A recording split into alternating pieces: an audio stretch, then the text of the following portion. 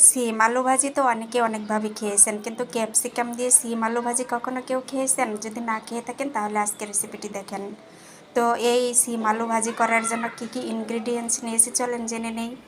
তো এখানে নিয়েছি আমি সিম কুচি, নিয়েছি আলু কুচি, নিয়েছি পরিমাণ মতো ক্যাপসিকাম কুচিয়ে, নিয়েছি একটা নাগা মরিচ কুচিয়ে, নিয়েছি পরিমাণ মতো পেঁয়াজ কুচিয়ে, নিয়েছি ধনিয়া পাতা কুচিয়ে, আর নিয়েছি একটা ম্যাজিক মশলা, আর নিয়েছি পরিমাণ মতো হলুদ গুঁড়ো, স্বাদ মতো লবণ, আর নিয়েছি একটা ডিম। তো চলেন যাই ভাজিটা করতে, লেটস গো।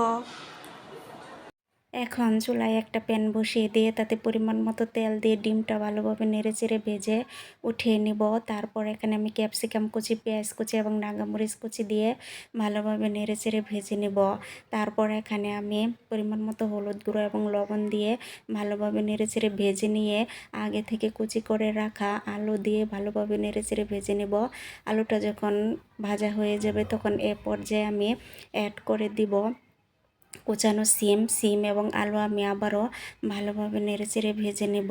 তারপরে পর্যায়ে আমি অ্যাড করে দিব আগে থেকে যে ডিমটা ভেজে রেখেছিলাম ওইটা। তারপর সিম আলুর সাথে ভালোভাবে নেড়েচেড়ে ভেজে নেব। ভাজিটা যখন প্রায় হয়ে যাবে নামানোর 2-3 মিনিট পূর্বে আমি এখানে ম্যাজিক মশলা এবং ধনিয়া পাতা অ্যাড করে দিব। তারপর নেড়েচেড়ে নামিয়ে নিব।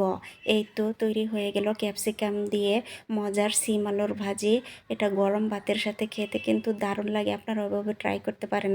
তো চলে যাচ্ছি, দেখা হবে নেক্সট ভিডিওতে, টাটা।